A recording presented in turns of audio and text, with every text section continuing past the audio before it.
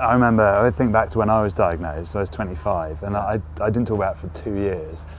And the stress that I added to myself by not telling people added to the issues I was dealing with. As men, research has shown that we tend to talk freely around the topics of sport, sex and salary, but can often tiptoe around the topics of health and our bodies. As a former sportsman, these are two subjects that we don't talk enough about, so I'm here at my old training ground today to start challenging those taboos and opening up the conversation. So we've got to name as many taboo subjects that we often don't speak about. Money. Hair loss. Incontinence. Toilet habits, I suppose that's the same thing. Last at the bar. Last at the bar. Relationships. Yoga. Is yoga a taboo subject? When was yoga a taboo subject?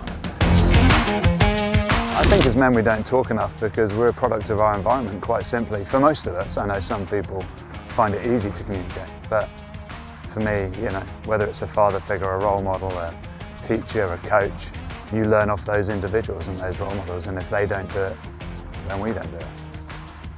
For me personally, when I was dealing with ulcerative colitis and that diagnosis, not talking about it added huge stress.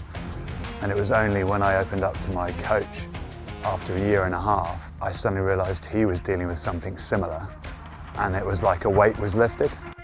Your diagnosis, how easy did you find it to talk about? Yes, that was a bit of a shock. So this time last year I didn't really know I had an issue with my prostate. And when I found out, I sort of kept it, as you know, to myself a little bit, and that was quite scary. Do you think, as men in general, we struggle to talk about taboo subjects? I think there's subjects you sort of dance around.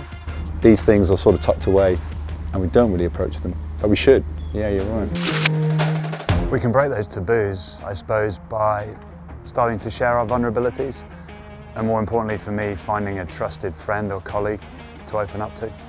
I'm really happy to work with TENA on this project because I experienced firsthand what it was like to deal with and be challenged by a taboo subject. So hopefully this campaign and this project will allow others to share and open up about their own challenge.